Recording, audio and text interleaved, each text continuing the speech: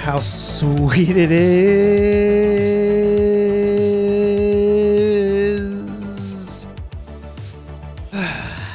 What a week. What a week. To be loved by you nerds. What is up? It's me, your buddy pal HeyArcher. Welcome back to HeyArcher Live here on Nerd Affiliated. I legit debated not even doing the stream today. It has just been a week, but I feel like it's probably been a week for you too. And maybe this is the thing you're looking forward to this week. I'm not going to let you down for that reason. So we are here. This is your weekly Thursday night nerdy talk show where we sit back and relax. Wrong button.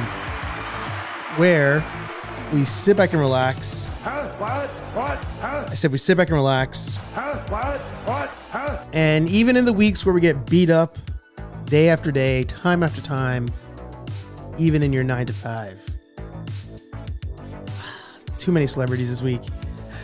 Pour one out, especially for all the legends. Tim Curry, Dolly Parton, and Peter Cullen. More specifically, vodka, whiskey, beer, tequila, more beer, more vodka, more whiskey, and more beer. Man, we'll still have a good show. We'll still, talk our nerd stuff. We got, I saw Batman Knightfall. Talk about that a little bit.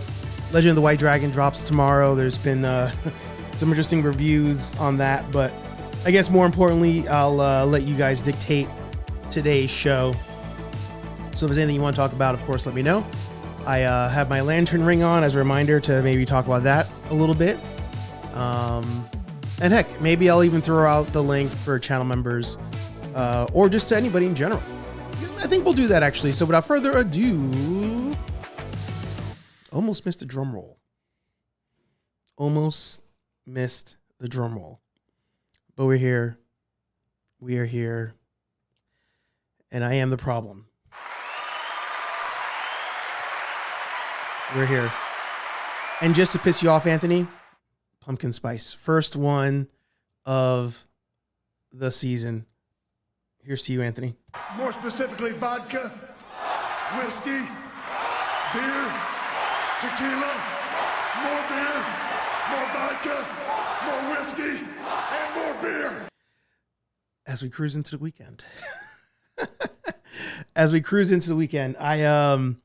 So right now this table is pretty bare. I'm still trying to figure out what to do in the space. And we have the black and white Kevin Conroy Batman over there. Best Batman all time. And maybe it's turning into a shrine over there because we have Kevin Conroy there. We got JDF there.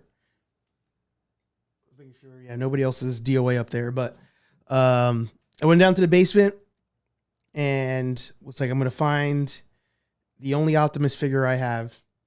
And I opened up the case of figures. It was right there waiting for me. There he is. The fallen leader, Optimus Prime from Super 7.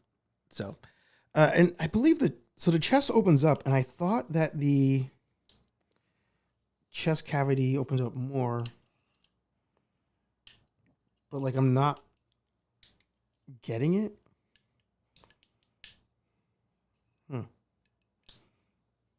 Anyway, so chest opens up. You can take out the Allspark.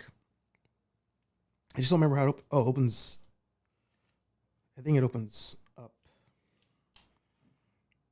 but I can't get it. Whatever. I'll figure it out. But this will be on the table as well. So it's kind of like turning into an RIP shrine. Black and white variants of our beloved heroes and leaders and stuff. So, tough week. Tim Curry yesterday was awful. I didn't post the Dolly Parton one because, of course, all respect to Dolly Parton. No Dolly Parton. I wasn't was never like a big fan, like musically, of Dolly Parton. So I didn't want to like fake that one, like, and post like, oh man, RIP that. And like, I couldn't name you a song outside of like 9 to 5, even though like, I'm sure I hear songs and be like, oh, I know that song. So that one didn't feel genuine. So I didn't post that one, but posted the other two. And yeah, I mean, and then I'll get to the chat. You know, people get older, you know, that's just a part of life. And, unfortunately, I feel like most of you are in my age bracket where it's like, we're all in our 40s. Some of you are in your 30s, some of you are in your 50s, some a little older. Obviously we're a nostalgia channel. So it's like most of the things we love have to do with shows we watched when we were kids. And those people were adults. So we're just kind of crossing that territory now where it's like most of our heroes and people that we loved waking up and sitting down every Saturday morning and watching their shows, those people are now aging out, you know, and it sucks and it's life. But still, it just feels like this week was just like blow after blow. And even just in like world events, it feels like there was just no taking a break this week. The stuff in Nepal, you know, thoughts to all those people. So just a rough one. And, yeah, you know, this weekend, if you get a chance to just chill and watch some Transformers, watch a Dolly Parton movie, a Tim Curry movie. Like, I forgot that he was in, well, no, sorry. I knew he was in Congo. I remember him being in Congo. I forgot Ernie Hudson was in Congo until I pulled up some clips and I was like, oh, that's right. He was in that. Ernie Hudson was in a bunch of things. And I just feel like his resume is long. We always know him from Ghostbusters, but you know, as you go back and watch movies, especially like on anniversaries of things, you're like, oh yeah, Ernie Hudson was in that. The Crow. I totally forgot he was in The Crow. He's the cop in The Crow. He was in, I was doing a best of the best rewatch and he's in like the fourth one or something, like as a cop. You know, Ernie Hudson's in everything. So, yeah, just enjoy the weekend the best you can. Watch some shows. There's actually a convention, and I'll get to comments. I think I said that already. I'm sorry. There's a comic convention on, I think, Saturday and Sunday up in New Hampshire. And I was thinking about going just for a couple hours because I kind of want a, is it James Soto? I mean, Sato. In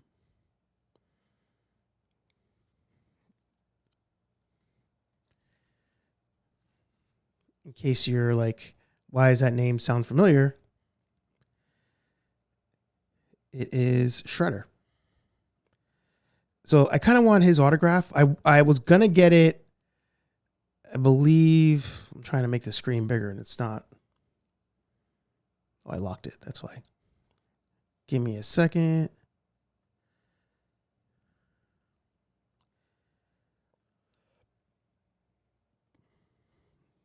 To make that larger like that? I think so. Yeah, right. Better.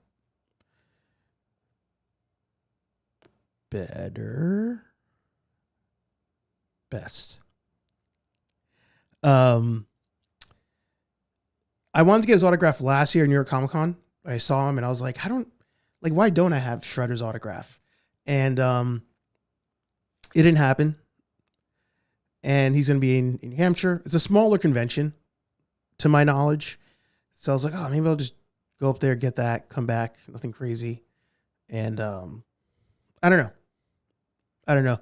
As you know, like I said, as they all get older, it's like you kind of got to like, just like with your parents, you know, like you got to try to see them as much as you can and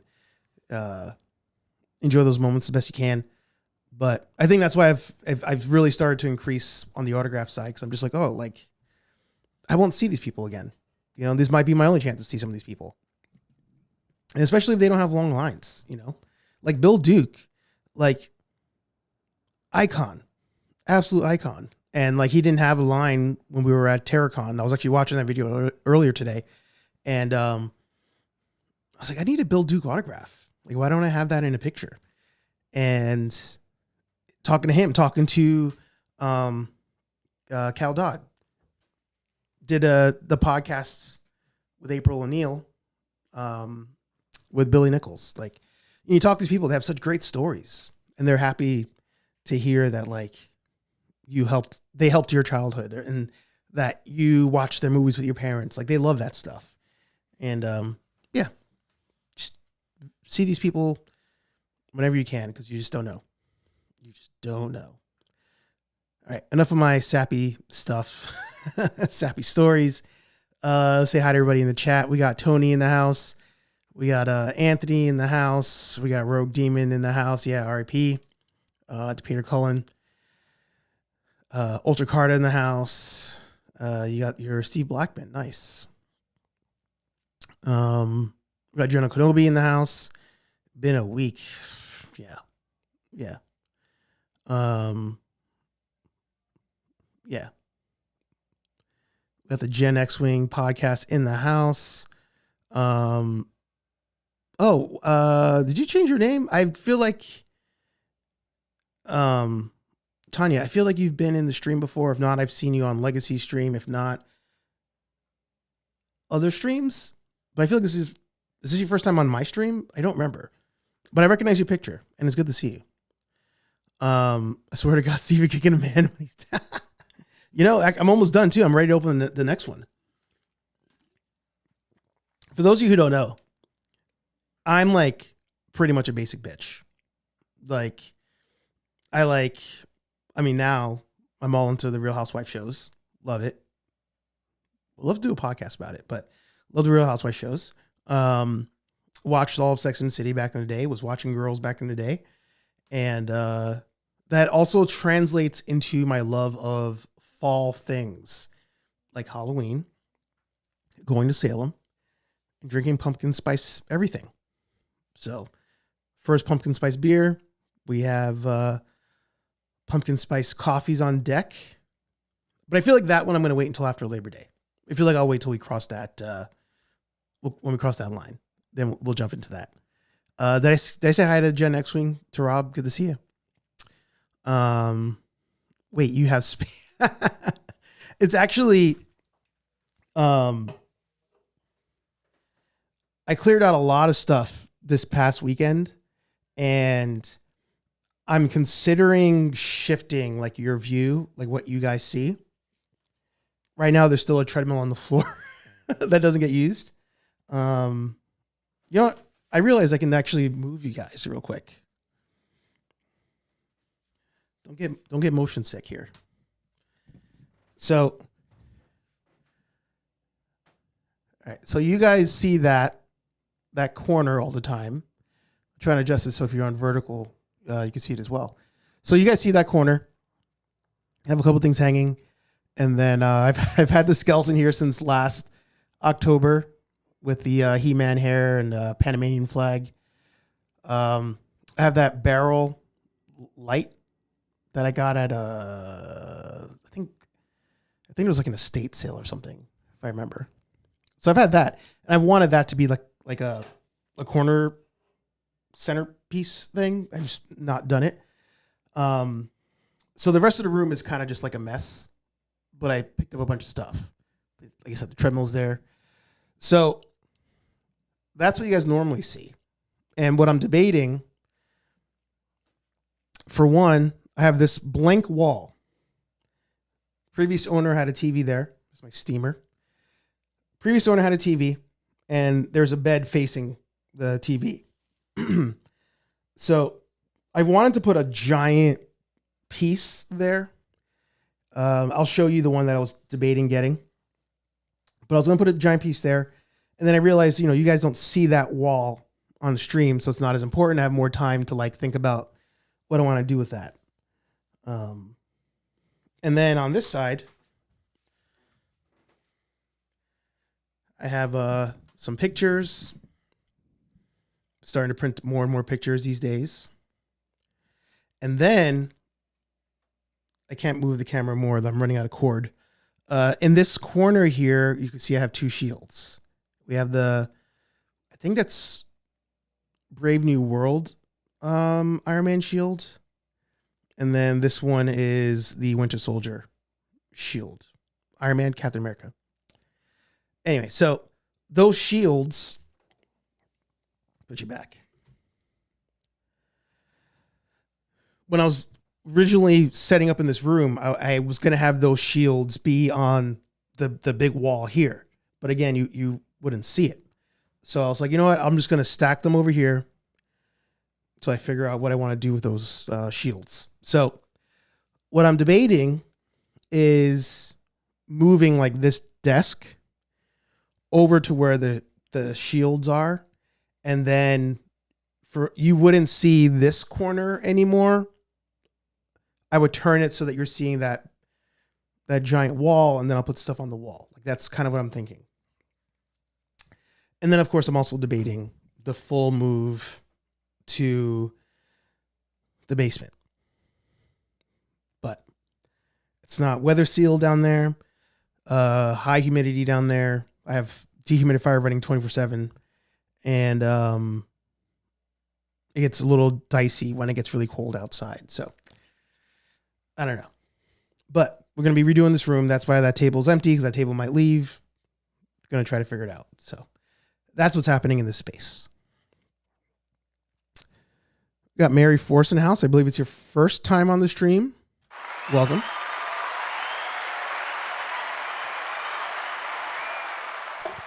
Also, shout out to Appetite for Collectibles, aka Nilda.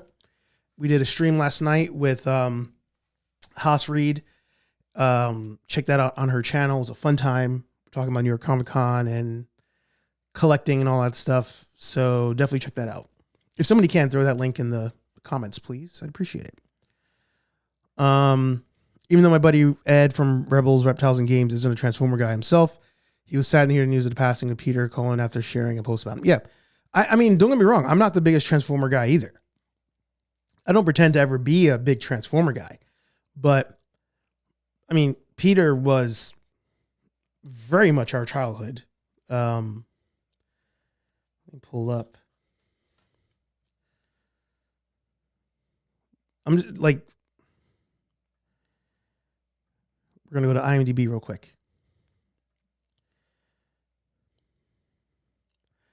So, first of all, I was about to say Invincible, right? Like, you guys know I turned into a pretty, I'm not going to say big Invincible fan because I don't know everything about Invincible, but watched season 1, fell out of love with the show.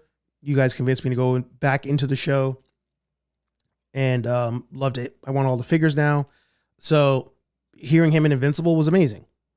So, you know, even that. But continuing down, Turtles. Transformers, obviously. Let's go to show more. Alien versus Predator. F ton of Transformers. He was the voice of Carr in Knight Rider. Didn't know that in an episode. Winnie the Pooh. He was Eeyore. The Toonami sound bites that would happen to promo things in Toonami. Other various anime promos, movie promos, Megas XLR, which I always talk about. We need more of that. He was in there. Like, there's nowhere here. There's nowhere in your nerd brain that Peter wasn't involved in something that you love as a fandom. It was everywhere. Absolutely everywhere. Savage Dragon. I talk about Savage Dragon all the time. All the time. Addams Family. Pirates of Dark Water. Tom and Jerry. Like, in living color. That's hilarious. Tailspin. Chippendales. Like, Fantastic like, it runs deep. It runs deep. So, you know, we always default to Transformers with him because obviously, you know, Optimus. But, I mean, Peter was in so many things that we watched as kids and maybe that you watch as adults, you know. So, it's crazy. It's crazy. What's up? How you doing? Can I see your chat? Yep. Can see it. the reason the chat looks empty on your end is because you're on Twitch, and we don't usually get a lot of viewers on Twitch at the same time. So if you want to be involved in the chat outside of like seeing yourself here on the side, you can come over to YouTube. But if you want to stay on Twitch, I encourage it for sure. Rick James, got Dave's Dimension in the house. You guys saying hi to each other. You got your Winston Zedmore in the nice from Mondo. I love that. I love that. Dada Films in the house. The big wall's good. It is, right? It is. Weatherproof it? That's too much money. I don't have weatherproofing money. My family met Ernie Hudson this year at our Supernova Comic-Con. He still looks good. He does. And he's in his 80s. We got Craft Collection in the house. A.K.A. Patrick. A.K.A. Know Your Craft. Good to see you. Dave Dimension, where to order from. I literally just emailed BBTS about mine, and they still are waiting an update. Dave probably ordered it from Mondo Direct, if I had to guess. Because I know, well, at least I think Dave usually gets the 2-packs that have like the ghosts and all that stuff. Basement can be dicey. Use it as a backup studio workshop. Yeah, basement can be dicey, for sure. So, I don't know. We'll see. I would have to also run an internet wire down there if I was going to be in the basement. Because even up here, like my internet, like yesterday was a mess. And I have a satellite right here on the wall, like right here. But I would have to run a wire down or pull back the wire that's coming up from the basement to put a router there and then split off of that up here.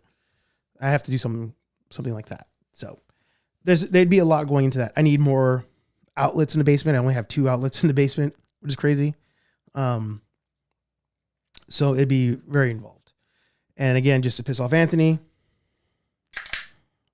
there we go. To Peter.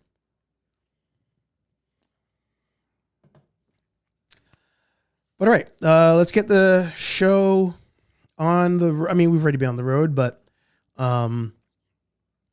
let's start pulling up some things.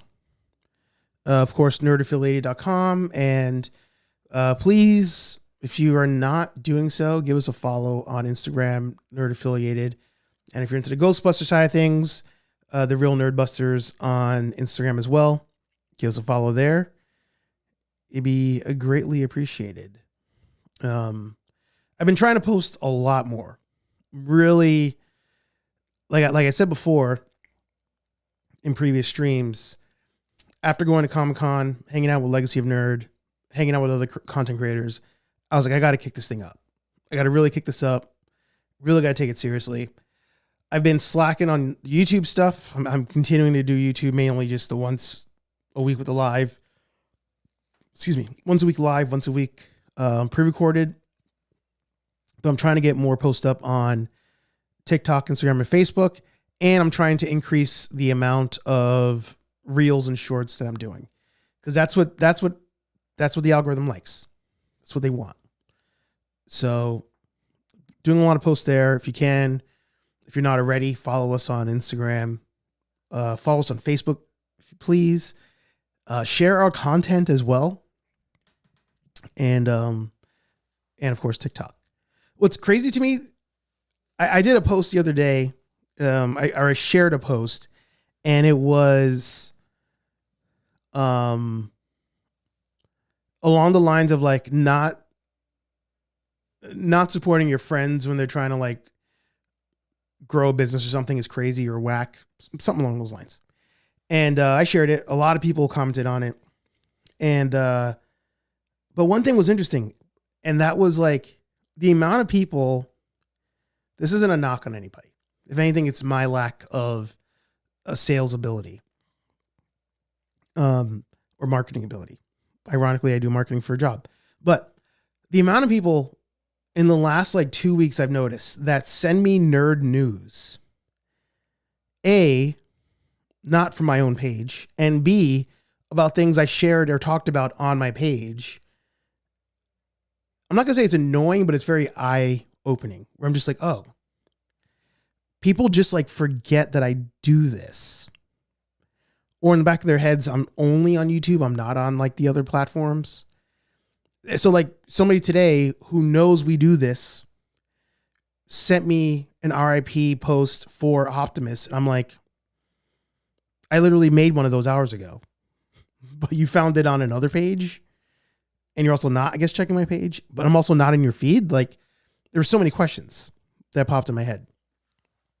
And I was like, I gotta get more serious, take it seriously, and post more, I guess. So I'm trying to post more a couple times a day, mix of reels and posts. So if you can, share the stuff. Greatly appreciate it. I realized I didn't post about this. I did not. So now I have to go to somebody else's page. To find out. Actually, I don't even know where I would find that.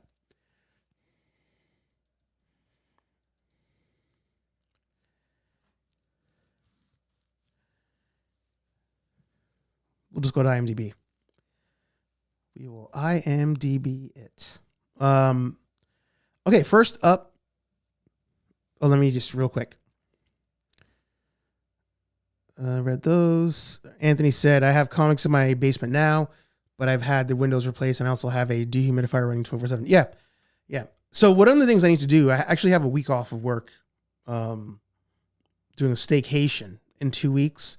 And there's a couple things I want to do around the house. And one of them is put in a condensate pump in the basement for the dehumidifier. Because right now I have it stacked on some totes, so it drains in the sink, but I that's not a permanent solution. So I want to get a condensate pump so that thing can run, and then maybe put in another one. So there's two in the basement on either side running. So that's a mission to do that. Cause yeah, mine, the one that we have now runs 24/7. Like it has to be like 60 outside exact for that thing to be off because the basement's not overly humid. Yeah, there you go. Got to do better about sharing. No. I mean, here's the thing too, right? I'm not begging you guys to share the content. Like I would greatly appreciate it, but so many of you comment on stuff, you like stuff. You're active in like our group chats. You're active in the affiliated, the Lieutenant Instagram group. Like there's so many things that a lot of you guys do. So like, I'm not begging you, like, please share every post I do. I'm not saying that. If you like a post, it'd be great if you shared it, but don't feel obligated to share things either. Like I'm not telling you to do that. But if you do see a post and you like it, actually do hit like. And then if you're inclined, you can share it and all that stuff. We got K-Walk in the house. Good to see you. And then you said, your post was the first one I saw on IG after it was spammed on Discord. Appreciate it. Actually, I think you did share it, if I remember. But Knightfall. No spoilers. I will not spoil this for you. Knightfall came out last week, and it's getting great reviews online as far as just people talking about it. On here for IMDb, it is at an 8.0 out of 10. And it's a 3-parter. So we got part 1. And I didn't know this, but as far as the voice actors go, where are you? Anson Mount plays Batman in this. I had no clue. And I did an Anson Mount post this week out of coincidence because I was just like, I'm still going through the Comic-Con stuff, but I had no idea he was Batman here. So shout out to him.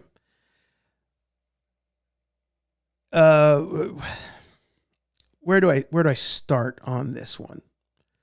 First of all, Michael Mando, great as Bane.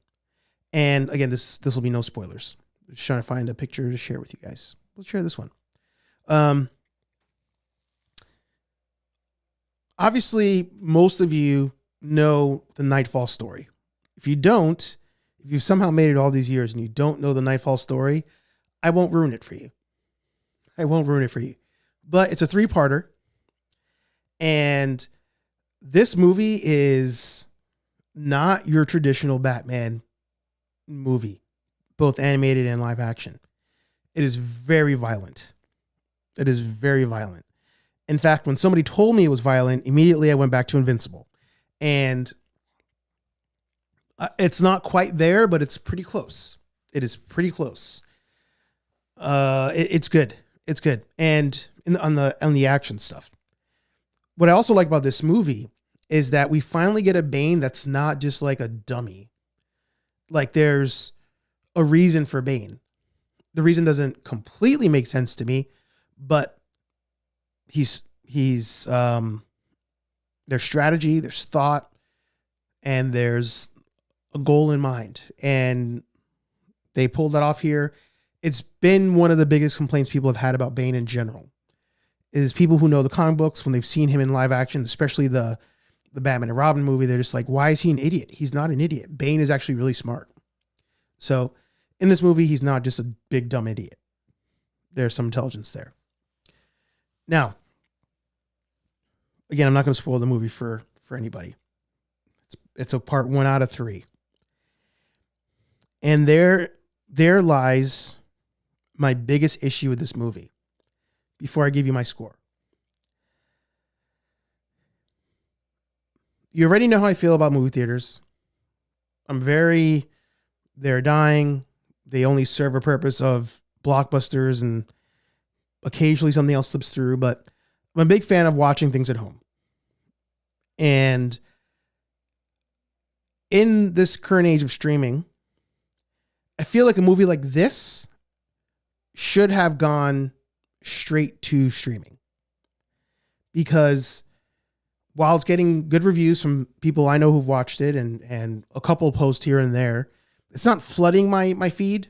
There's been a lot of other things flooding the feed, but it's not flooding the feed. And I feel like the price point of $20 is a real problem for this. Considering there's 2 more movies I need to watch. And I already paid $20 for this one. And it's only an hour. I think the runtime was hour 15 or 20, but you know, the credits and all that stuff. You're asking somebody to spend $20 to watch a movie for an hour, and there's 2 more coming out. That's the biggest issue affecting this movie. In fact, it's affecting my score of this movie. Action's great. Animation's great. Story's great. $20 price point for an hour movie, not great. It really should have been a $10 movie. In fact, I almost bought Furious today. The guys who did The Raid, that movie that came out this year that they did, Furious. That one's $10 on iTunes. I was like, oh, I should buy that one. Like, I want to support those guys pulling a full-on action movie. This one, $20 for an hour movie, you can wait. You can wait. I can in good faith tell you that even though this movie on its own is easily I'll say it's easily a 4.5 out of 5. Easily. It's probably more like a 4, but I'm going to say this movie is like a 4.5 out of 5. But the fact that it's a $20 movie for an hour, I'm knocking it down to a 4. I really want to give it a 3.5. I really do. But it was still fun to watch. And I don't feel like any moment in the hour was wasted. So maybe it was edited down to an hour and they were like, this is a pretty tight movie, which I appreciate. But this does not need to be $20 either. It does not need to be a $20 purchase. So when you eventually watch this movie, you're going to love it. We obviously don't have the other 2 out yet, but you're going to love it. but I'm also not telling you to spend $20 to watch an hour. It might even at some point be a 3-pack for $20. Like that's where things kind of are these days. So definitely watch it when you get a chance. Don't break the bank to watch it. If you do want to pay the $20, by all means, because that's how that's how we show them that we are in favor of these kinds of things. DC has a pretty good track record with animation. In fact, oh man, I can't remember his name. He did a post the other day and I was like, yeah, that's legit. Like DC kills animation the way that Marvel kills the live action stuff. Both have had their mess ups easily, but DC for the most part, pretty consistent on animation. This one's no different. In fact, before we go back to the comments, let's go to Letterboxd real quick because I did add it to my list.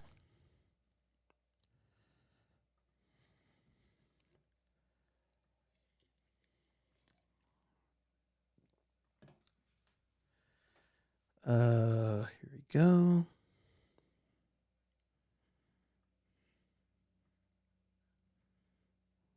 Is it loading? It's not loading. List. There we go.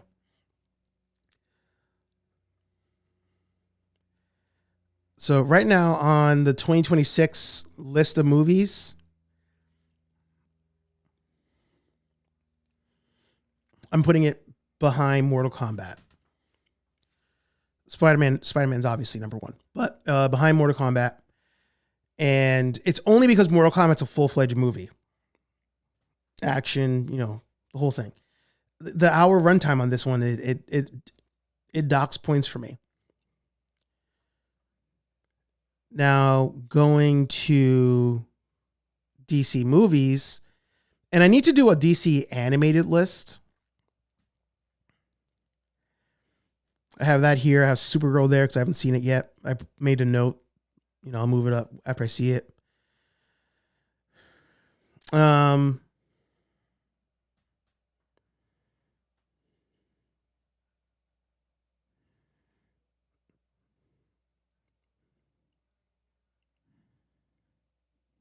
confident with it being in the middle of the pack.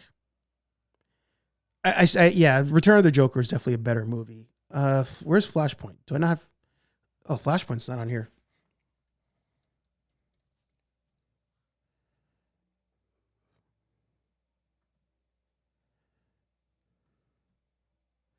Yeah, Flashpoint's up there. Flashpoint.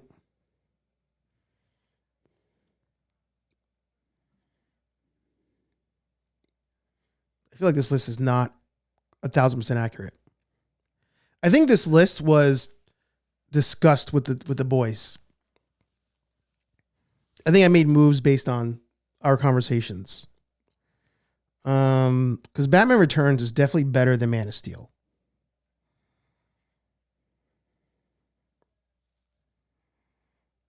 Yeah, Mask of the Phantasm number one. We'll save the list where it is. We need to do a DC animated universe list for sure. Because I don't have any of the what was it, like the Earth 52 series when you had like Justice League Dark, Justice League what was the first one where Doomsday was there? Like classic, right? Like every time you turn around, the Justice League intro movies are always versus Doomsday. So I need to do an animated list easily.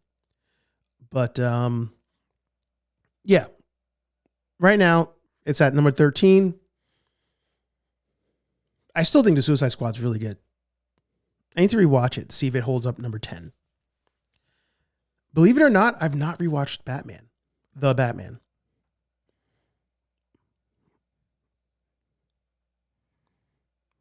I don't know. You let me know. I lost the window. Here you go. But yeah, we're giving Knightfall 4 out of 5. Let me know if you agree or disagree in the chat.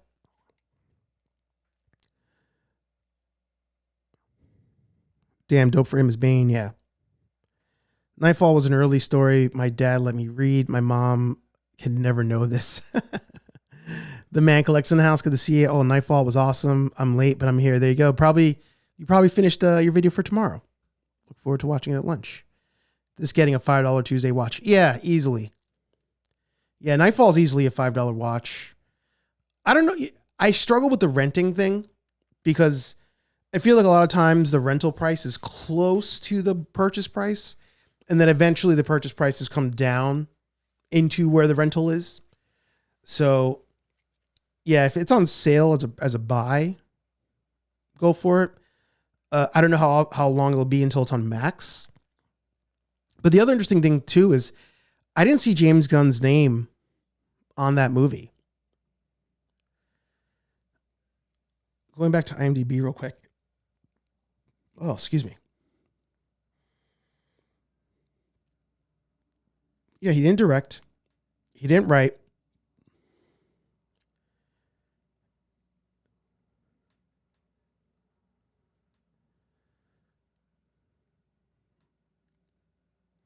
Yeah. He's not a producer. Yeah, James Gunn, not involved at all in this movie. So, do what you will with that information. Ultra says, I still need to give Suicide Squad 2021 a watch, and hell, I would rather watch that over Thunderbolts since the Suicide Squad is willing to be a mother effing rated R movie. Was it rated R? I don't even remember.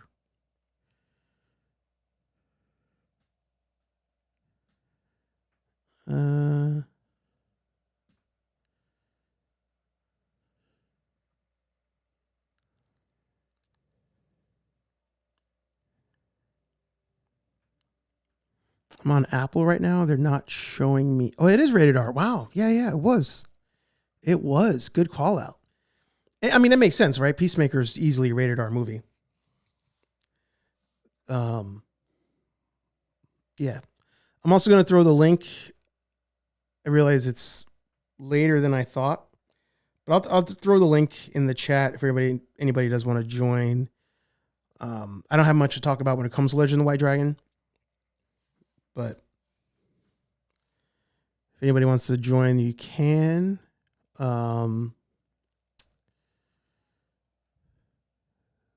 Okay, yeah. I read that one. Michael Mandow, Bane in Knightfall, and Scorpion in Spider-Man. Yeah, he's having a good year. Good year. I got to dig out my Knightfall trade paperback and reread it. I felt it was close to the source material, but it seems like the fight with Bane was a little different. You know, the only complaint I had about the movie itself, not the price point, I felt like the fight could have been a little more grounded. Like you saw the picture, like Bane's massive.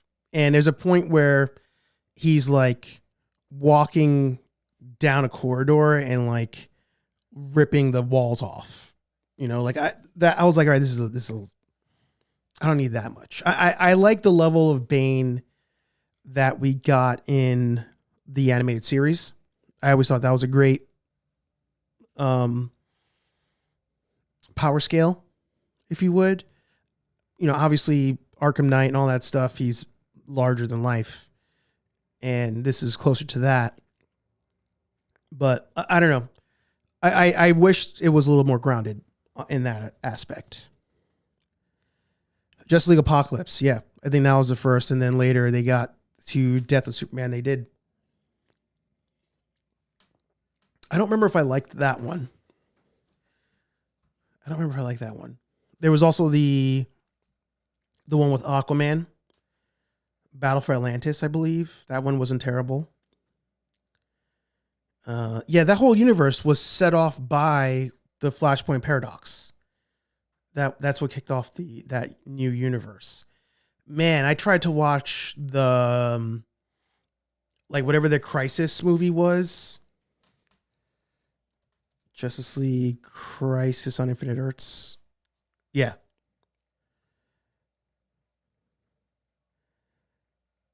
I tried to watch this. This is like their reboot again. tough watch. I didn't make it. Did not make it at all. It is not good in any capacity. It is not. So if you made it, bless your heart. But I choose to forget that movie exists, or that trilogy exists. We're saying hi to each other. Yeah, it's a rated R for bloody violence and language. Yeah. Thunderbolts, I feel like they, obviously we're always going to say blank is the next Winter Soldier movie. And Thunderbolts, they were trying to make that the next Winter Soldier movie. But I feel like they couldn't commit. They couldn't commit to it.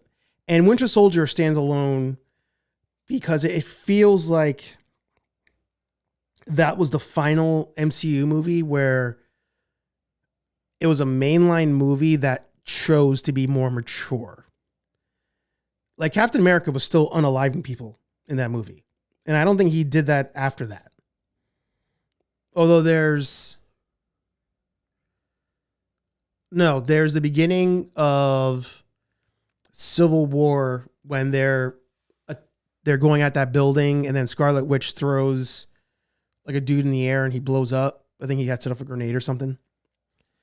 That was like those were like the last moments of like the Avengers were actually like unaliving people. Winter Soldier was all about that. And, I don't think people really debate that taking Endgame and Infinity War out of the equation, because those are like cheating. If you take those out of the equation, Winter Soldier is the number one MCU movie ever made. I'll maybe give you Iron Man. But anybody who says that Winter Soldier is not number one, again, if we don't count the magnitude of the Infinity Saga movies, like Winter Soldier is the best one.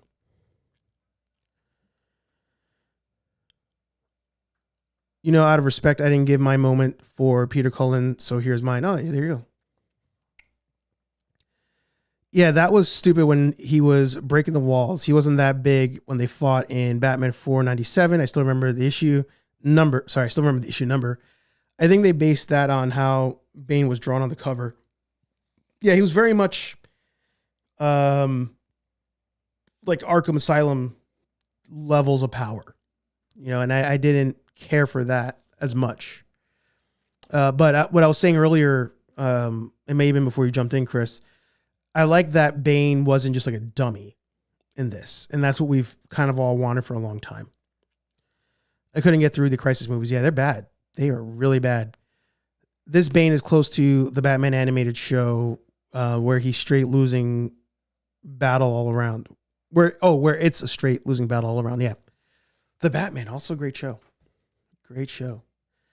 Currently watching Heroes. Stanley had a cameo as a bus driver. Oh, nice. I couldn't get into that show. The other day, somebody was telling me, like, oh, like, how'd you never watch Heroes? And what's that sound?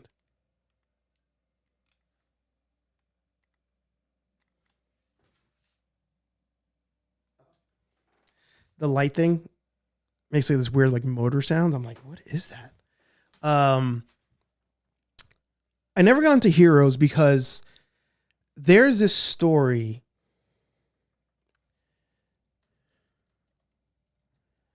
Let me pull it up.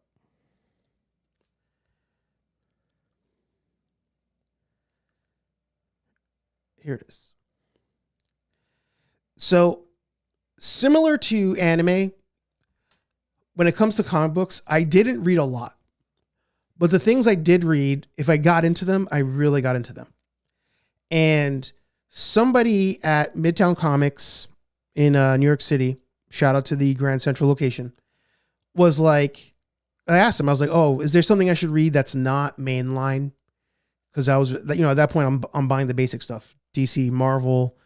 I'd started reading the Thundercats line of books at that point, which it was pretty good. I just don't remember much of it. It's been so long. But he was like, well, if you want superhero stuff, there's this thing called Rising Stars. And I mean, now it's a cliche thing to say, but he was like, oh, it's a more mature superhero story. And it's darker, it's more violent, etc. So I was like, all right, I'll give it a shot. And I think it was 2 trades because it was already done at that point. The volume 1, volume 2. And it was so good. This is so good. And the premise of Rising Stars is that there's this town, and on one night, this asteroid flies over this town, somewhere like in the Midwest, I believe. And as it's flying over this town or this city or whatever, any baby conceived as it was passing was born with powers. They were born with powers. And as they grow up, obviously the government gets involved. Some are taken by the government to be superheroes. Some obviously turn to bad guys. Some just go into hiding. You know, not everybody has like the flashiest powers or anything. But the story opens up similar to Watchmen, where a very powerful hero was just offed. And the main character, which is this guy in the middle, I feel like his like character name was like Spectre or something like that, but it's been so long since I saw it. The main person, I don't want to spoil it in case you read it, so that's why I jumped off the screen. The main person, he's kind of like your Rorschach type of character, very skeptical about things and whatnot. This hero dies, and he's instantly like narrating how he feels slightly stronger for some reason. And as the story goes on, they figure out that as heroes die in that pool of people that were born, they're called specials. In those, as those people start to die, it's almost like the movie The One with Jet Li. The power source kind of like it separates or it disperses amongst those who are living. And he realizes that somebody's going around getting rid of the specials to get stronger. And it's a detective story to figure that out. So, read it, loved it. I don't remember the ending. I should definitely read it again. But I always said they should have made this into a TV show or movie. And every time something came out that took the angle of it's a more mature superhero show, I was like, oh, you're just trying to be Rising Stars. And I couldn't take it seriously. So with Heroes, I should have. RIP to that actress, right? She also passed away last week. With Heroes, I never gave it a shot. And I really should. I really should. But you should also read Rising Stars if you get a chance. You will enjoy it. Especially if you like Watchmen. If you like Invincible, you'll enjoy Rising Stars. First season of Heroes was worth a watch. After that, not so much. Okay, I did hear that too. We got Josh in the house. Casual Nerd, good to see you. Man, he was starting to get into his cameo bag back then. Yeah, he was. We were saying hi to each other. Love that, love that. Yeah. Yeah. All right. The other thing I wanted to talk about was Legend of the White Dragon. And I don't even remember what else I said I was going to talk about in the stream. Oh, are the GTA 6 leaks going around, like not being blocked now? Because right now on the IGN page, it's everywhere. Oh, they're not even blocking it anymore. Wow. Okay. Okay. GTA 6, man, it's gonna. Whew.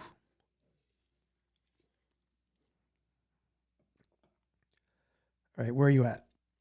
Oh, yeah, the Dragon Ball Z theme park too.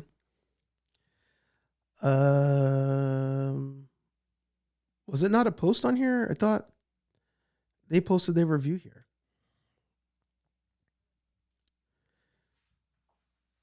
I'm not seeing it. So let's go to IGN.com.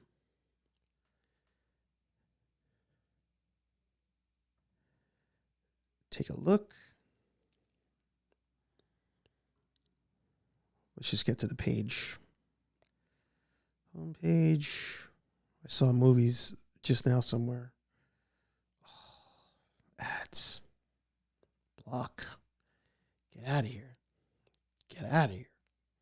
Reviews. Movie reviews. Legend of the White Dragon. All right. So obviously we've talked about this movie and Bat in the Sun quite a few times. And the title here is Legend of the White Dragon Review.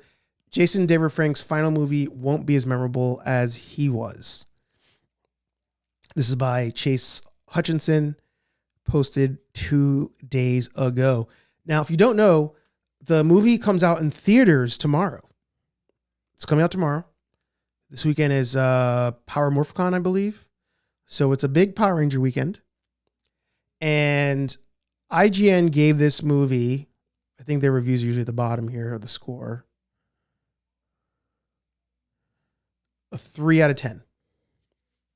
Which by IGN logic makes this like a masterpiece. But 3 out of 10. Awful. He wrote, Legend of the White Dragon is a reunion of old Power Rangers actors with nothing remotely memorable or enjoyable of its own to offer as a standalone movie. Yeah. So there's nothing surprising here about this. And, obviously because of friendships, I've really tried to control myself with this, with this movie and Bat in the Sun in general. But I think that anybody going into this movie, let me rephrase this. I believe that most people seeing this movie know what they're getting into. They know what they're getting into. But there's going to be the casual person that sees JDF there and says, oh, that guy looks familiar. Oh, it's the Power Ranger. Now, will that convert into a ticket sale? I don't know. I doubt it. Well, crazier things have happened. But everybody else, I feel like for the most part, if you know about this movie and you know who's making this movie, you're under no delusions that this is going to be a terrible movie. There's no, they're somehow going to turn this ship around and it's going to be a masterpiece, like we all know that's not going to happen. I think we knew that was going to happen when JDF was still alive. But we love JDF. So we let it go. Let it slide. But the movie's coming out. I thought it wouldn't come out in theaters. I thought that was not going to end up coming to fruition. It ended up it's coming out. And the reviews are not good. Reviews are not good. Where do we go from here? I don't know. I want everything that has happened to the fan base to be rectified. I think that's my ultimate goal here. That as this movie comes out, as it's finally out, and some people are not getting their stretch goal stuff, is what it is. I'm ready to move on. Bat in the Sun needs to move on. And I still don't see Batman versus Shredder out there. Like, where's that movie? You crowdfunded it. And you've been crowdfunding for other beatdowns. So, I understand all the focus is on this. It's the premiere weekend. Totally get it. But now that this is here, we need that game plan. We gotta move on. Where's the rest of it? Because you've still been taking people's money to make fan films. And in this person's review, it sounds like they weren't fully aware it was going to be just a longer fan film. So if you're going to watch the movie, let me know. I'm curious. And I'm curious, I guess, if you're watching the movie, what is your stance going into it? But also, if you watch the movie, what's your review? What are your thoughts? I got to know. Given the opportunity, you know, like my wife's going away next weekend. If that was this weekend, maybe I would have seen it if I was like, all right, I really ran out of things to do and let's just get it over with. Maybe. But even then, I think when it came down to it, I probably would have just backed out and been like, nah, I'm good. Interesting, though. Let me just look on Instagram real quick. Just to double check here.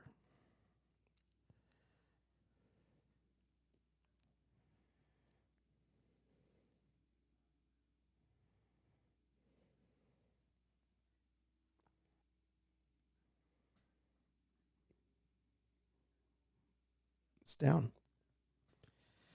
It's down. Let me airdrop this to myself. Well, actually, I think I can get it from my text messages here.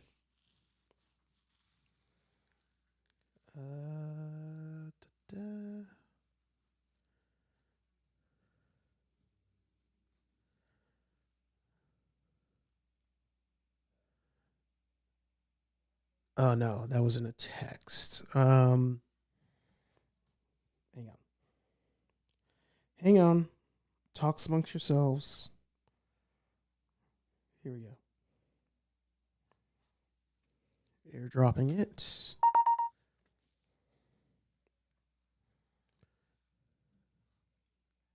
There you go. This was interesting. So, Amy Jo Johnson did a post today. She did a reel. And I feel like she did it as a live because it seemed like she was waiting for responses in real time, like in the beginning. So I think it was a live, but she did a post, and at the time of me sharing it, it had almost 1,500 views. And she was saying how, in a way, like she had just realized that the movie was coming out tomorrow and that she was excited to go see it. She was like, oh, it's, kind of an emotional thing. It'll be my final time seeing JDF, in any capacity. And that she was going to go see it in theaters tomorrow in Toronto. She's in Toronto. And then she pulled it down and deleted the video. Now, as of now, on her stories, she still has that she bought tickets for the movie. So that's still there. But her being all excited and like, oh, we're going to see the movie tomorrow. Like, who's going to go see it? Blah, blah. Like, all that's pulled down. Taken down. I'm willing to bet it probably has more to do with her saying, I'm going to be in Toronto watching this. And then people being like, oh, I want to go see the Pink Ranger. And now, that causes a whole can of worms for whatever theater she goes to,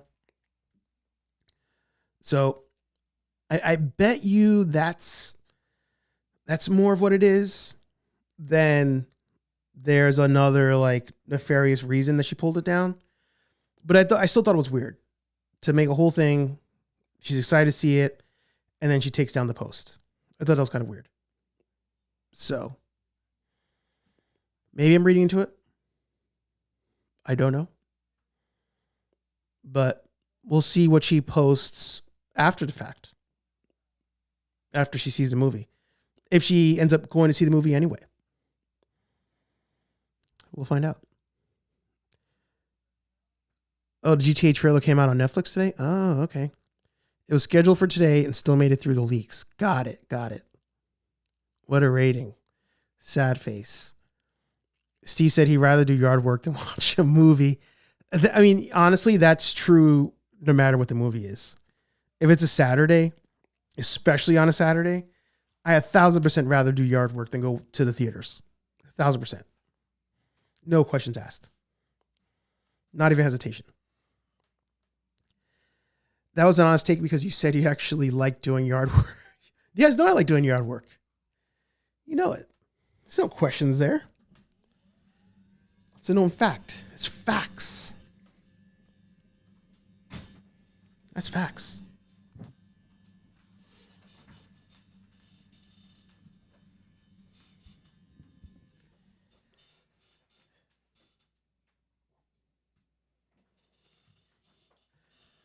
But I honestly don't remember what else I want to talk about. I don't think we could watch the GTA stuff, so I'm sure we'll get copyright claimed on it. So I'm going to stay away from that. What we'll do is we'll go to the Nerd Affiliated page real quick. And I just want to cover this one thing. And then we'll wrap. I want to apologize to all of you. A lot. Because I've been spamming the ever-living shit out of this display of Invincible figures from Jada Toys. I've been spamming it. Because I don't even have this figure. I don't have any Invincible figures. Man. But I've been so effing hyped for this line. Like, as the time goes on, I just more and more get so excited for this line. I've watched almost every San Diego Comic-Con exclusive review of the Invincible figure. And this week I was watching the interview with Juhn from Jada Toys. He was on Unparalleled Universe, and they were, talking about the line and some other things. I'm just so excited for this line. So excited for this line. Like, the articulation, the paint, the fact that they are retooling aspects of this stuff as time goes on. Based on some of the reviews, they were like, oh, we should fix this thing, fix that thing. So they're doing some retooling at the moment. But sorry, I said but a couple times there.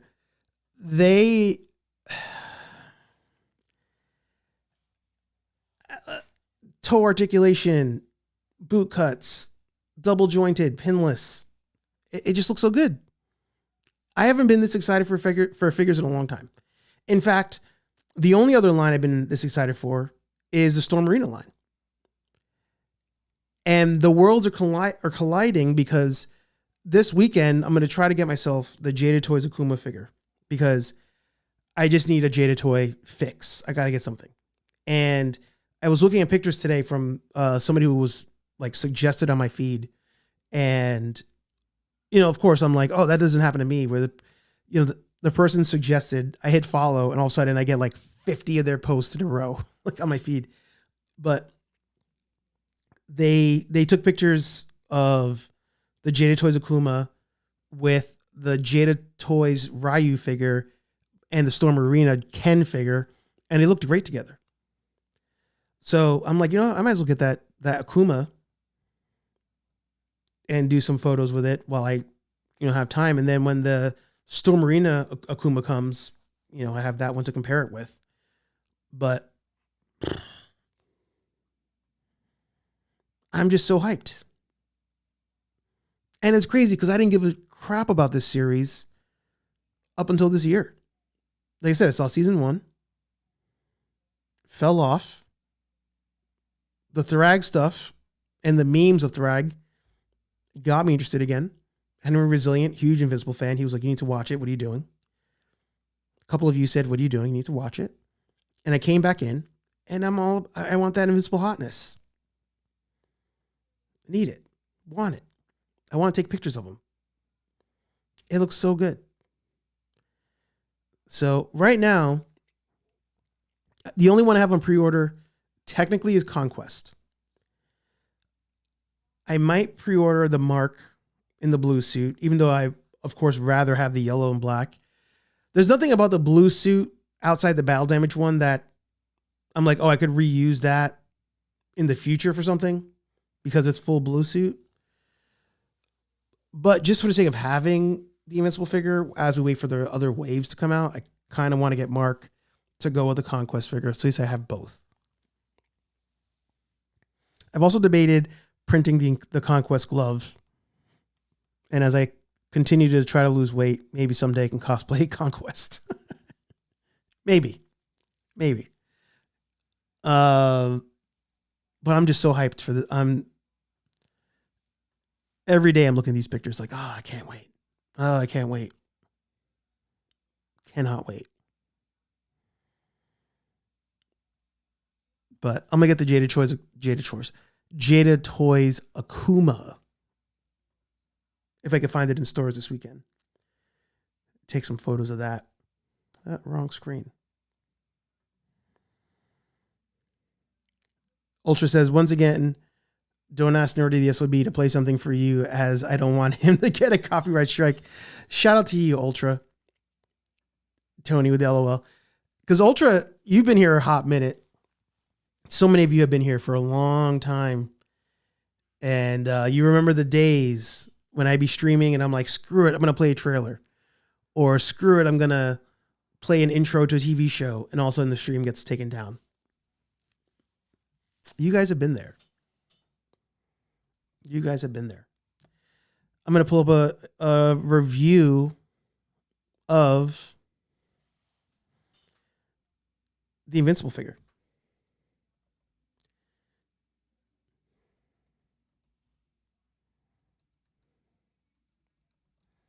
And it's funny. It kind of goes, I mean, not funny, but we go a little full circle here because Peter Cullen, once again. Let's see who we're going to give the view to today.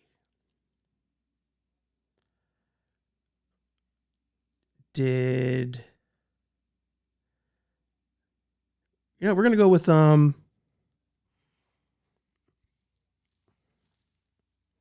going to go with not D Amazing. I was going to give it to D Amazing. I love D Amazing. Been watching a bunch of his stuff lately. But I've also been watching a lot of Kit Bass Customs. Got a chance to meet him at San Diego Comic-Con. And it was funny because we were both in the press room and he was talking to a bunch of people behind me. And who knows, the other people he was with probably are YouTubers I watch. But he was talking and I was like, I know your voice. You do YouTube. He was like, yeah. And I was like, what's your channel? Because I was going to say Kit Bass Customs, but I didn't want to say the wrong channel. And he said it. And I was like, dude, I love your stuff. Watch it all the time. And it's always funny when you recognize a creator, not by how they look, but by their voice. Best figure of 2026, and I think you should own it. If you cannot get to Comic-Con, there's one surefire way to get one, but you got to be there kind of early. This is the Jada Toys. We've been waiting so long for one of these to drop. This is the Comic-Con exclusive battle damage version, obviously with all the blood and dirt on them. The details on this figure are insane. I really love how they added the blood, the dirt on the suit, the line work, ripped suit. Everything on this looks really good. Like, they spared no expense and they went all out. You can even see the suit ripped around this punch hole in his back. A couple things that are making me a Jada fan before I even have a second Jada figure.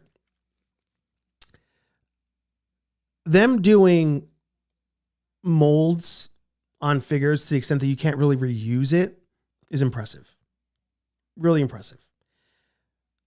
The only complaint I had about this figure, again, I don't have it, but the only complaint I had about it going into it, and I still have to this day, is that there's no rip on the front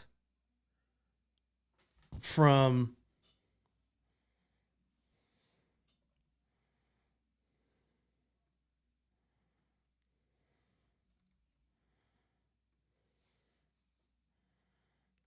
Oh, I love that the safe search came on. That is hilarious.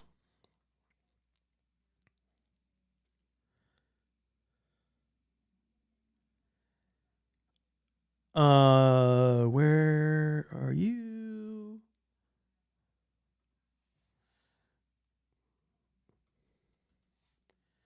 I didn't realize they fought more than once. Good to know. Oh, I forgot.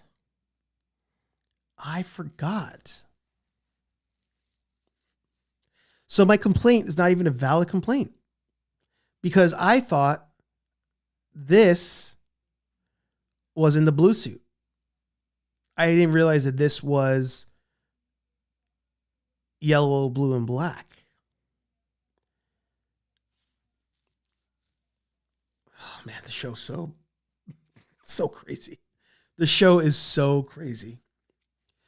Anyway, they give you a messed up Conquest head in the package. And I was like, oh, but the rip's in the back. They need the rip in the front to simulate this scene here. But it's not even from that suit.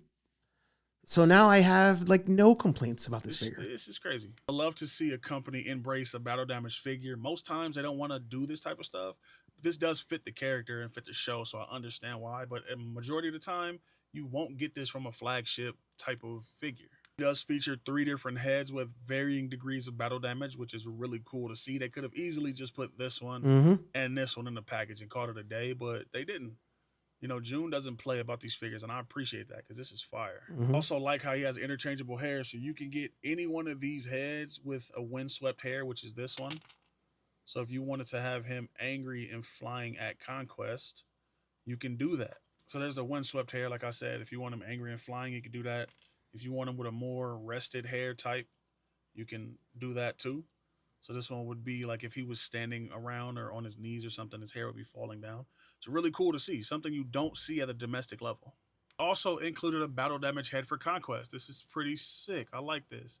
Besides these 2 fisted hands that come with them in a package, you do get 2 other sets of extra hands. You get the open hands and you get like the karate chop. And mind you, you can't even get matching hands in a Marvel Legend at this point. Like they're just, yeah. / flying hands. Pretty cool to see these also have battle damage on them. You see there's blood on this one, which is awesome. There's also blood on this one too. It's pretty sick. That's one thing you really won't see at a domestic level is battle damage on the hand. So that's cool. You also get these 2 effect pieces. You get a punching one and a swoosh one that go on the leg or the hands. You know, Viltrumites like to do that karate chop and cut somebody's head off. So you get that and you get that. I'm going to run through the articulation really quick while I tell you how to get one of these. So if you can't make it to Comic-Con, these will be available. We'll go to D Amazing so we can get some figure photography pictures here. But it's crazy to me. It's my figure of the year and I don't even have it. I don't even own it. I don't even own it.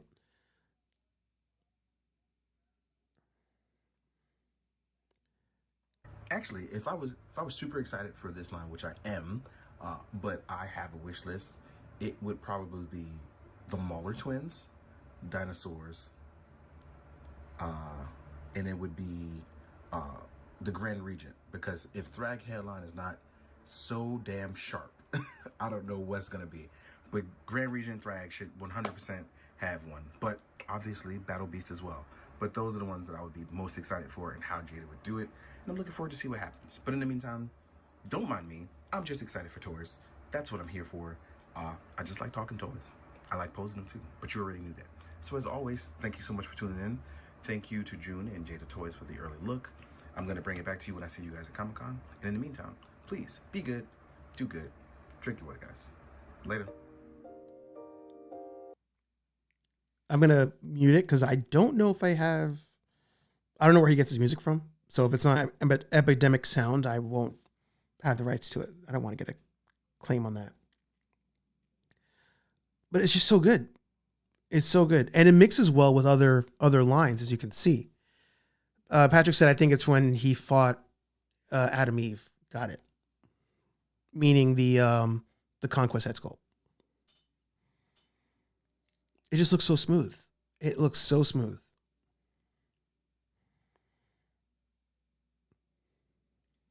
Yeah. And, you know, the other thing I thought about, I love this photo here. The other thing I thought about with this one is obviously, you know, so they asked Juhn on Unparalleled Universe, are they going to re-release this figure, this specific version? And he said, most likely not. Most likely not. And what's holding up the line in general is manufacturing. And I loved it about the interview. I was going to post a reel about it, but I was like, yeah, it's not my content, so I'll skip it. But what was interesting about that interview was he explained how, you know, Jada is a small company. You know, we if you didn't know, like they make a lot of diecast cars. So I've actually purchased Jada cars and didn't realize they were Jada because I wasn't really like paying attention like that. But they they're a small company relative, and they have to use the same warehouses. They have, maybe, but they use the same manufacturers that the other companies use: Hasbro, Mattel, etc. So, in a way, they have to I think I said that 5 times now. I'm sorry. He was saying they have to essentially wait their turn when it comes to manufacturing, because they've identified, okay, who are the companies that can produce this to our quality standards, paint, articulation, packaging, the whole nine. Who can do it? They isolated that, but now they have to share the resources. So there's also the political side of it, not in the Washington, D.C. side of political stuff, but the political game of all right, we got a spot in this warehouse. We'll do a run of X amount. Oh no, Hasbro needs to prioritize this other thing. They're going to cut you in line. He didn't say that specifically, but was kind of alluding to that kind of concept. So he was like, all right, we have our spot to make Wave 1. So Wave 1 in production. If we were to say, do another run of the San Diego Comic-Con exclusive, it would have to take the place of something else in production. So let's say Wave 1 is done, right? And right now we're literally waiting for the logistics sides of things, shipping, distribution, all that stuff. Let's say Wave 1 is done and Wave 2 is in production. He's like, we have to kind of pause Wave 2 to use those resources and our spot in line to redo this one. And now everything else is delayed. So he's like, it's not really worth it in that aspect. Things could change. Things can always change. But if you keep that line of thinking in mind, it makes sense why they're not going to rerun the San Diego Comic-Con exclusive yet. What I was also alluding to before, when I was at the convention, I didn't prioritize getting this exclusive because I thought it'd be easier to get than it was. It turned out to be the hottest exclusive there. But I also said to myself, early reviews of this figure were good. They're obviously going to have to redo the battle damage look for Mark. You can't do a yellow black suit and not have it at some point be battle damaged. So I may not get this version of battle damage, but I will get a version of Mark battle damage at some point. So for that reason, I was also like, I don't have to rush per se to get this one. So I have that in the back of my head as well.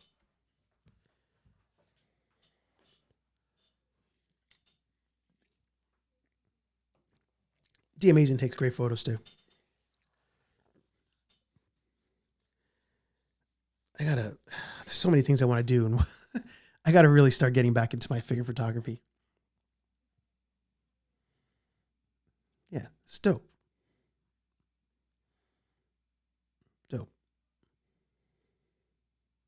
It's funny too, because I have a lot of those blood effects and I just forget to use them for stuff. That's a good one. Using cotton balls for smoke. It's great. It's absolutely great. So, sorry. Yeah, the Shaggy one. The Shaggy one's so good. But yeah, that's my figure of the year. I don't even have it, but it's there. Let's go to comments. Rogue Demon saying yo to everybody. Good to see you again. We read that one. Those were the old days. I too need to lose some weight if I ever want to cosplay as a COG soldier or Onyx Guard from Gears of War. Dude, totally do it. Totally do it. Once again, guys, don't, yeah, and Tony laughed at that. You guys know. Let's go to Big Bad real quick before we wrap today's episode. I have a bone to pick with Big Bad, actually.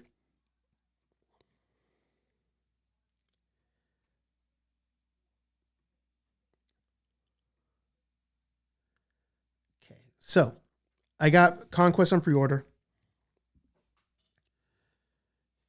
Let's see here.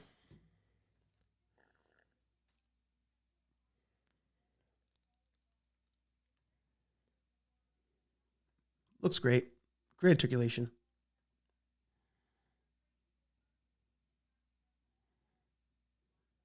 Yeah. And you get 3 different head sculpts, which is amazing. 3 head sculpts, 3 sets of hands. We're doing good things. We're doing good things. So I have no desire at all to get Kid Omni-Man. Like, I don't even like him as a character. I'm sure eventually, as the show goes on, I bet he'll do something and I'm like, oh man, Kid Omni-Man's great. But at the current moment, I have no desire. You get 5 head sculpts. Technically, you get 2 head sculpts and 5 plates. But still, that's a lot. Definitely need a bloody version for him as well.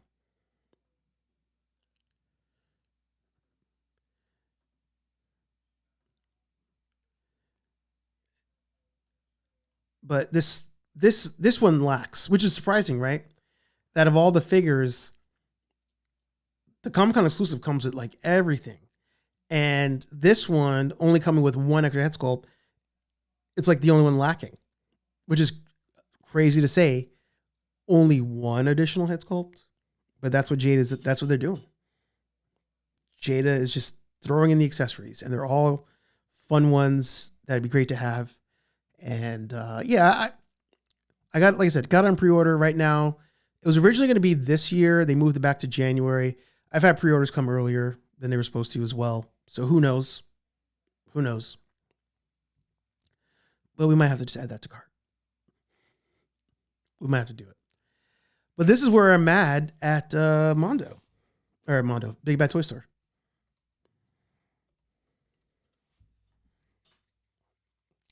They raised the prices on these black and white Batman figures. So Batman, remember we were on live together, a couple of beers in, bought this one at $99. Now it's at $110. And I've been toying with the Mr. Freeze, but they moved him back up to $120. Moved him back up to $120 from $99. Not happy about that. It kind of solidifies I'm not going to get it. Being honest, but still, I didn't like that they did that. It was $99 for so long. Why is Joker still $99? And then these two went up. There's nobody buying Joker, and these sales went up a little bit, so they raised the price. I don't know.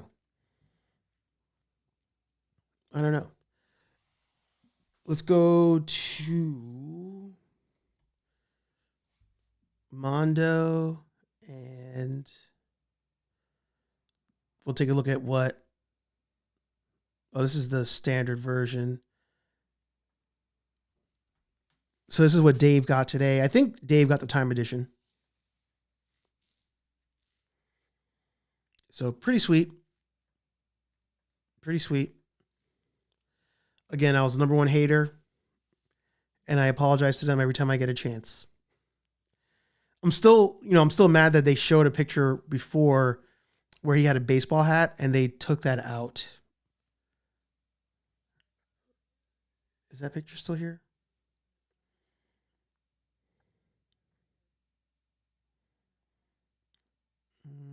They removed the picture there. And I remember I commented on, I think I got a bug bite. I did get a bug bite on my hand. I commented on Ghostbusters News because he did a post about Winston, and I was like, am I tripping, or was there a baseball hat with him at some point? He said, yeah, it was there and they removed it. So they also removed it from the pictures. But it's fine. It's whatever. You get a bunch of accessories with it.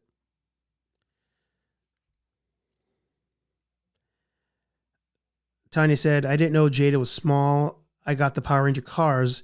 My kids know not to touch them. Yeah, they're Jada toys, they're small relative to the field. They're not a Hasbro, they're not a Mattel, they're not that big. And it seems like they're small enough where Juhn, who is he's like their head marketing guy, I guess you could say it. Like he's the figurehead, or I should say he's the front facing person. You know, like you have Dan Yun with the Marvel Legends team. We had what was the G.I. Joe Classified guy? The big brawly guy. He just left recently. I can't remember his name. But you know, you have Emily, right, at Hasbro. So he's like that person. He's the one that does all the interviews and whatnot. So Juhn, it sounds like Juhn could just be like, oh, I have an idea for a figure, and go to whoever's in charge. He said they're in Germany actually. And be like, hey, I have this idea. This is how I think we could get it done, etc. And they can be like, yeah, sure. So it seems like it's that small, where that's a possibility. Where most toy companies are not that small, that he can do that. So, you know, shout out to them on that. I'm actually going to try to find that interview, and I'll find that spot.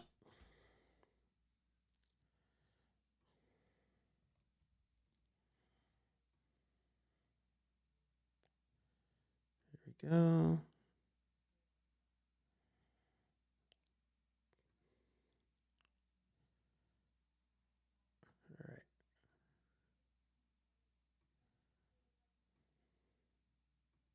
It's funny. People are like, I'm late every single time, and every single time I get people in the chat talking shit that I'm late, as if they don't know I'm fucking late. I've been late every day for 6 years on this shit.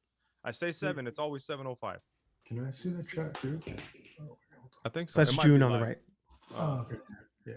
And within like Warner Brothers, like animation, be the thing that holds us back.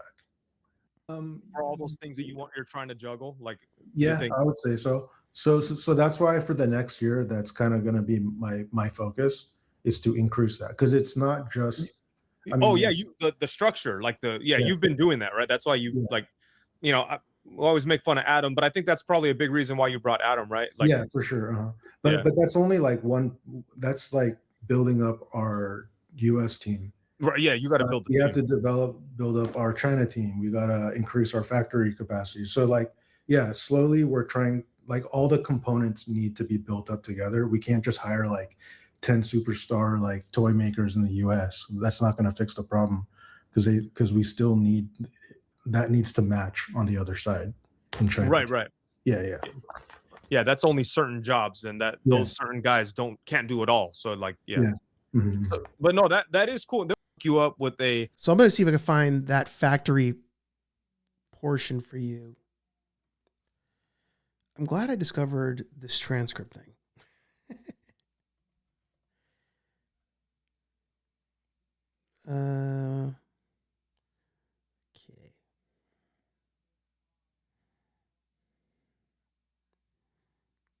right, so I remember that part.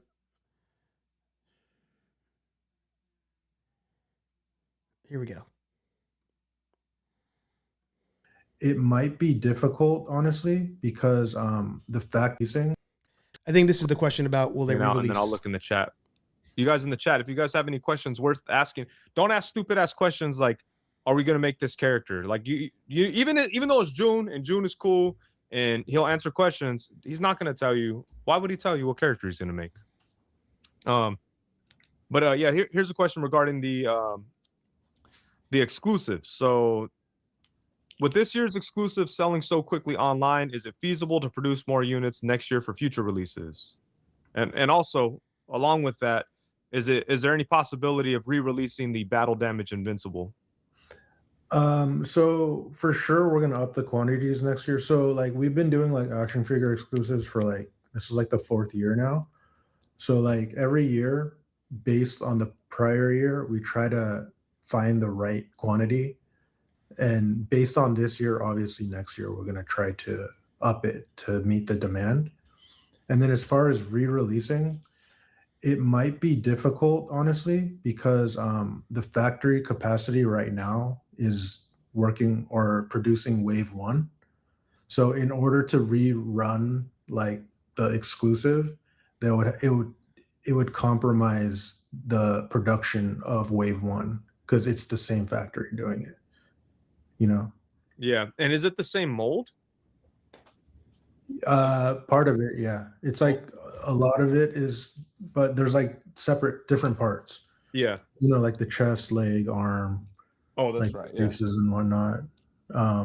But yeah, I mean, we could re-release it if we wanted to. We thought about it and talked about it, but it would kind of like affect the other figures we're trying to produce right now.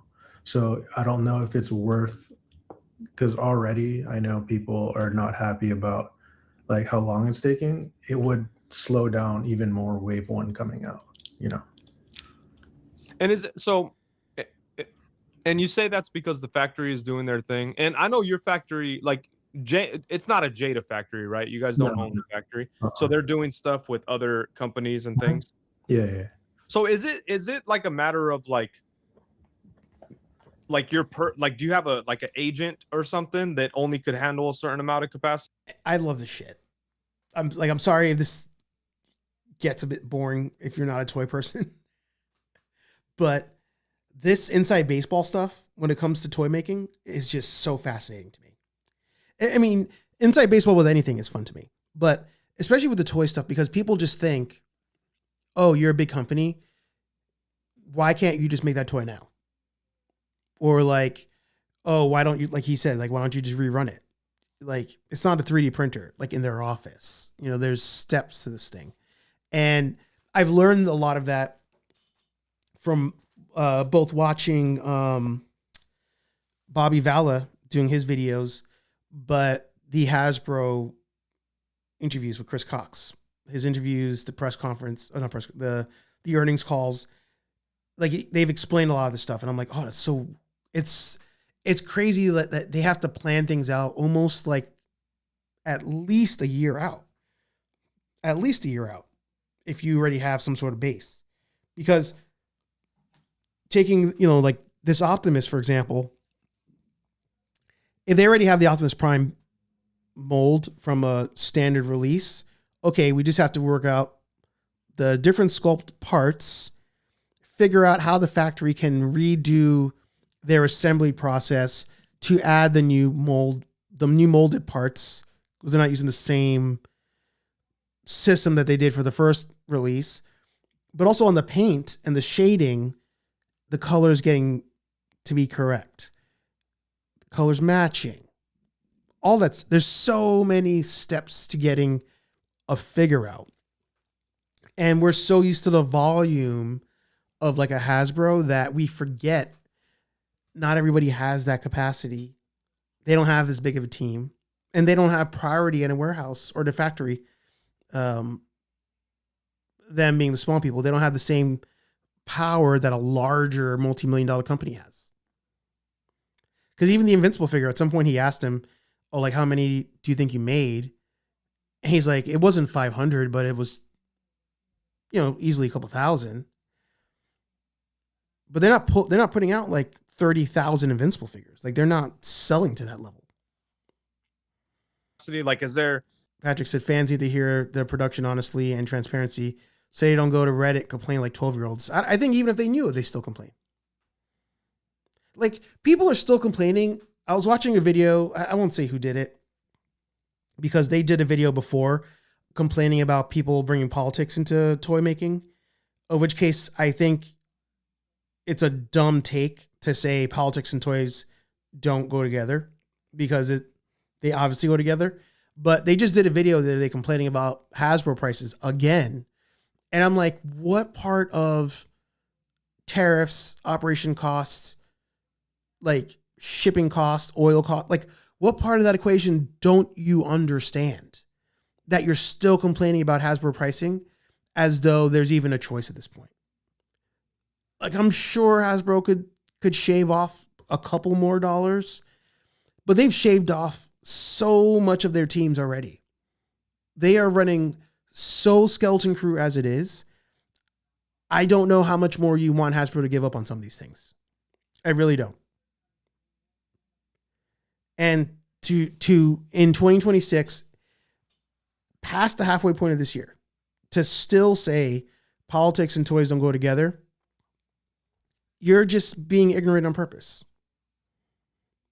So yeah, the transparency thing, some of these people could do their own interview, find out how this all works, and still say you're ripping us off. And I'm like, at what point do you not understand operational costs and licenses? At what point?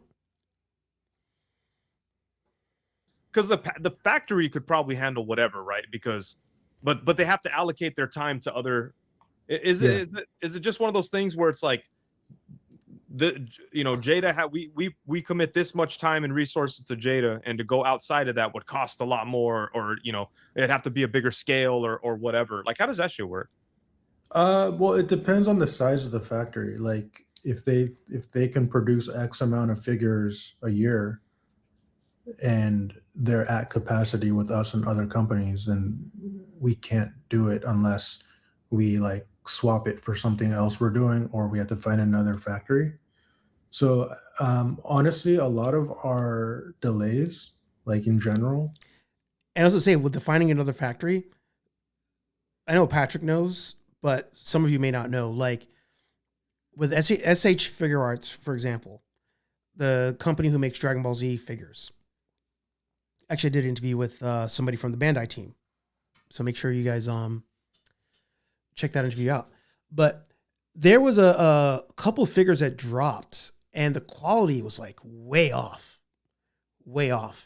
And that's when we like learned that they had made those in like the India factory. I feel like Hasbro may have done it as well, but whatever figures those were, I wish I could think of which ones I have them, but whatever figures they were, the quality was way off.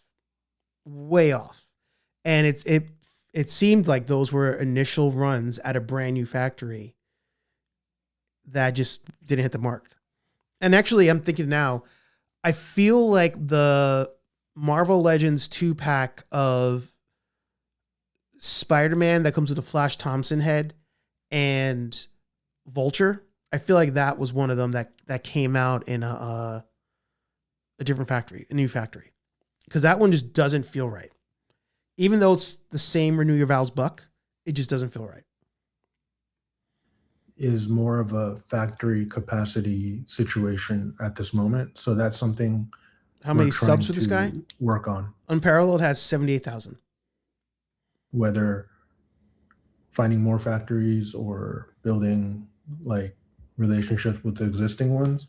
So that's actually like one of the main things we're trying to do in order to speed up the process of, getting more figures produced at the same time, instead of like, everything just funneling in like, oh, we got to do Invincible, we got to do Street Fighter, and they're all like waiting in line to get produced. Yeah. So yeah, that's I think people people that buy figures don't really know or care about factory capacity. Like they just look at it as like, and also there's that, but then also you're like you're putting a lot of time into making sure that it's the quality that you want, that people have come to expect from Jada. So on top of factory stuff, which is real, people like think it's an excuse or something, but that's real shit. On top of that, you're delaying. I don't want to say Juhn, you're delaying shit, but you're like taking your time and looking at things and making sure every single little thing is as perfect as it can be, right? Yeah, even that, like, like maybe like a bigger company with more of like a strict budget would be like, we only have this much like time and development cost, and then it needs to go to production. So they might only get a few passes at like adjusting. Oh, for sure. There'll be shortcuts because they'll say, fuck it, we don't have time for that shit. Move on. Yeah. So, but like for us, we'll go back and forth like as many times. I mean, and then it's crazy to even like, let's say the factory says, okay, we'll make this figure for you, packaged and all. We'll give you a palette of this character figure. It's going to cost you $2 a unit, right? Let's just hypothetically, $2 a unit. And then as a company, you still got to pay for transport from the factory to the dock. You got to pay your dock fees, your tariffs. You got to pay your customs broker, and then you got to pay for logistics on the receiving side, right? You have all that. On top of the cost, it already is to employ somebody to help you with this stuff, like a Juhn and people he works with, designers, artists, etc. So let's say they charge you $2 per unit. It's probably less than that, but they could say like for the $2 a unit price, you don't have priority print. So let's say we're working on something else and a company comes in and says that we have a better relationship with, and they're like, hey, we need this thing ASAP. Like Doomsday is coming out. We need this additional figure made ASAP. At $2 a unit, you don't have guaranteed a guaranteed slot. Like you can get bumped.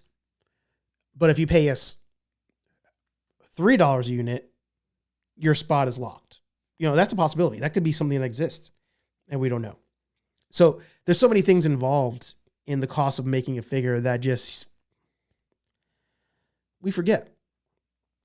And I'm trying to get better at that too. When it comes to, you know, you pre-order something, how long it takes to get it. I'm kind of like, you know, hey, you pre-order it. At this point, it shows up when it shows up. What am I going to do? Them's the breaks. So let's do another couple minutes and then we'll wrap.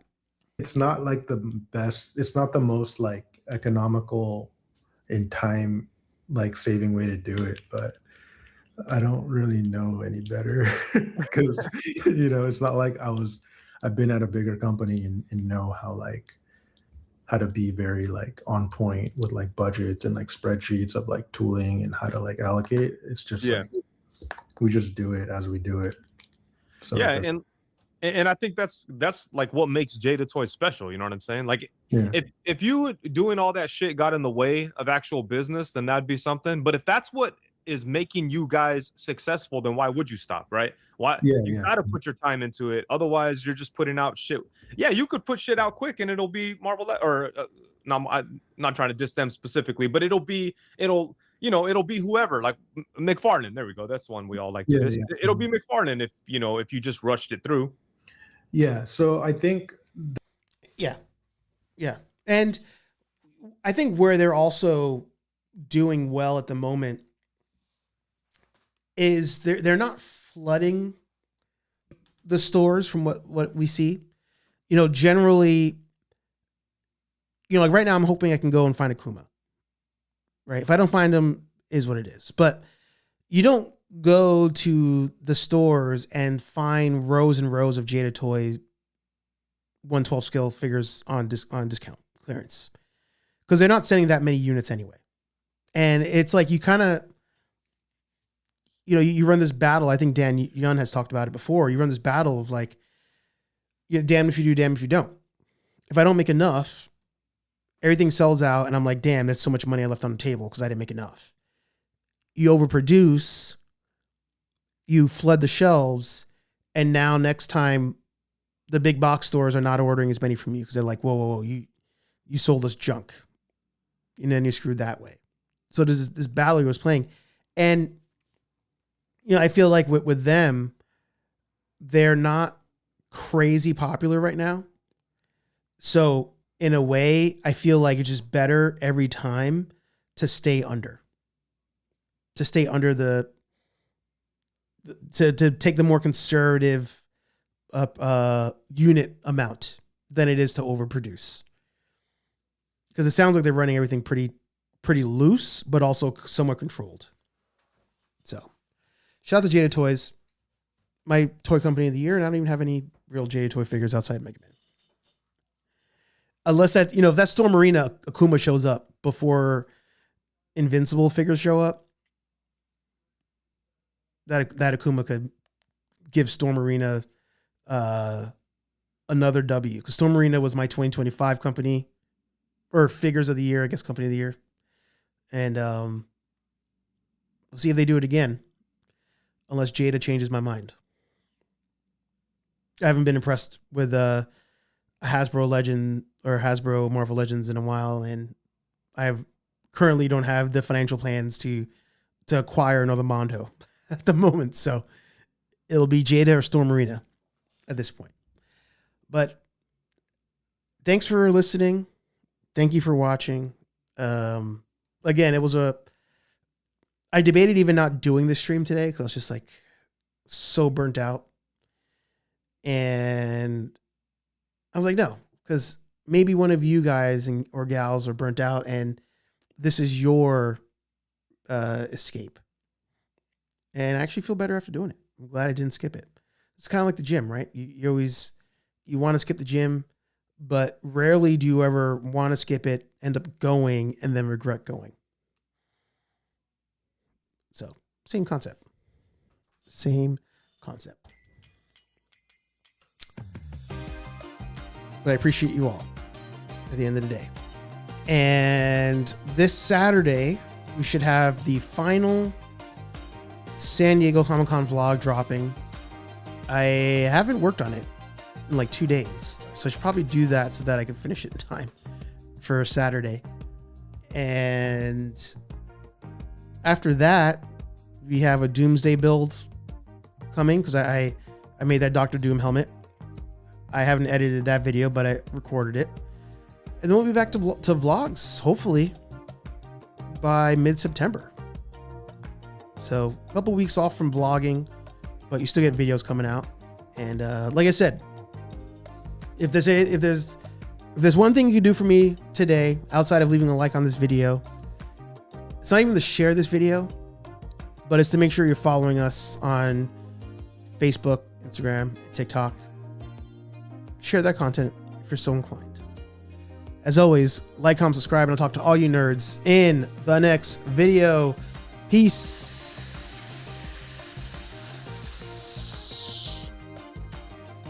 I'm out of here.